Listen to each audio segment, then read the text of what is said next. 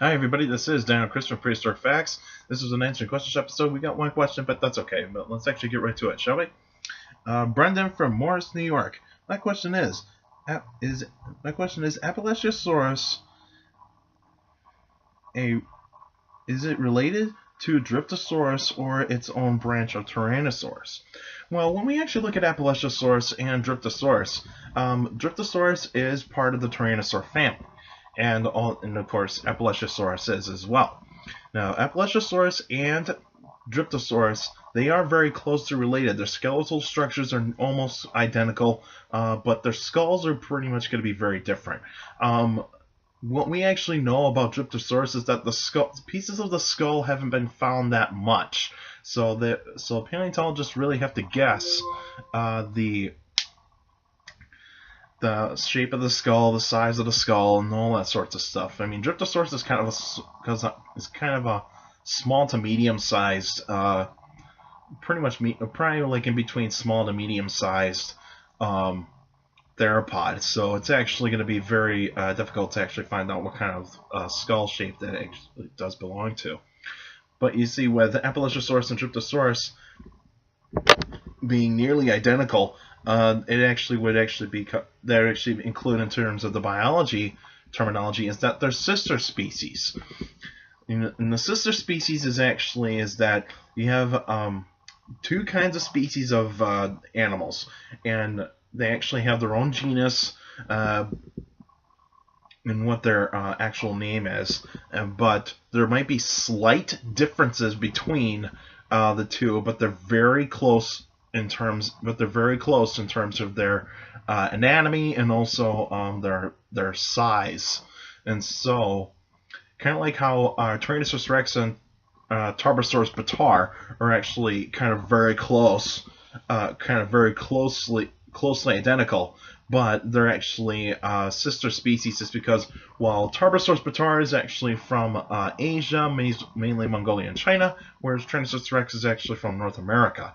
And so you actually have like two kinds of dinosaurs that are actually very closely related to each other, but it's actually going to be very difficult to actually find out like if these two are really sister species, Appalachiosaurus and Dryptosaurus, but I think they are, considering that their skeletal structures are nearly the same, and I would say that Appalachiosaurus is a little bit larger than Dryptosaurus, because Dryptosaurus is probably mainly used for speed, and so that kind of sort of thing.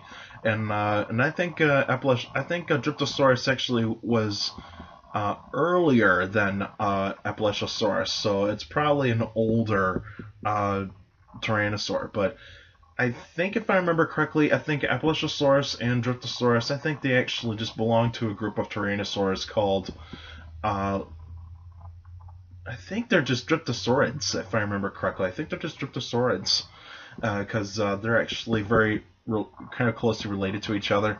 But it's all depends on it all depends on their anatomy, mostly their skeletal structure. But I think it's just because Dryptosaurus is a little bit smaller, Appalachiosaurus is actually a bit larger. I think Appalachiosaurus actually has a little bit more power than Dryptosaurus, just because Dryptosaurus is very slender and also could actually be a little bit faster than Appalachiosaurus. So, and I think they actually probably go after different types of prey and that sort of thing. And so hopefully that answers your question.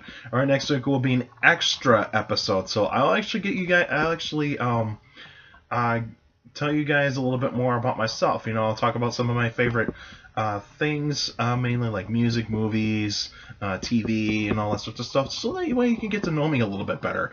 Because you see, I'm not just a paleontology guy, just so you know, is that I actually do love other things, and but even though paleontology is my #1 subject to talk about, but even though I actually get you some little bit more information about me, I'm not going to give you like I'm not going to go in full detail like about my life, because I'm kind of a little bit more private person, and so I would actually just tell you some of my favorite things, and also other hobbies that I actually do, and all that sorts of stuff. So you guys get to actually get to know me better. And so the extra episode would actually be next week. And then after that extra episode next week, and 2 weeks after that would actually be another answering questions episode. It's because I did 2 straight special episodes in a row, so that way I actually get the answering questions episodes almost on par to the special episodes, because that's what I kind of like to do. Is I actually want to make things a little bit even between those two. Extra episodes will actually kind of get their way at some point, but so on and so forth. But anyway, you can still send me questions about dinosaurs or any other prehistoric life by emailing me at dinochrist71@gmail.com, or just go on my Facebook page, Prehistoric Facts with Dino Chris. Like the page, you can actually post your questions in the comment section on any Facebook post, or otherwise you can post them on the wall. But remember, keep your questions short and to the point. You can also follow me on Twitter at CSGRALL. That's my Twitter page. I post pretty cool stuff on there. Also, take care of the people around you. Notice if you're younger people out there, make sure to listen to your parents, your teachers, and your guardians. Those are the best motivation you can have for good education. It's very important to have good education, because with a good education, you get a good job in the future. Alright, that's it for now, and I'll see you guys next week.